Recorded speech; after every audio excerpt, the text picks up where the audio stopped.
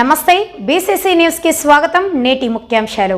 అన్ని జిల్లాల నుంచి లాయర్లు వచ్చారు, హైకోర్టు లాయర్స్ అందరూ వచ్చి ఈ ల్యాండ్ టైటిలింగ్ యాక్ట్ ని మీరు ఇబ్బంది ఉంది, మీకు తెలియట్లేదు, దీని తాలూకు డేంజర్, మీరు ఎందుకు ఎవరో మాట్లాడట్లేదు అని. మేము మాట్లాడామంటే సరిపోవట్లేదని చెప్పి ఒక సెషన్ పెట్టారు వాళ్ళు పూర్తిగా. మా మంత్రి నాదెండ్ల మనోహర్ గారి ఆధ్వర్యంలో వాళ్ళు చెప్పింది వింటే భయం వేసింది.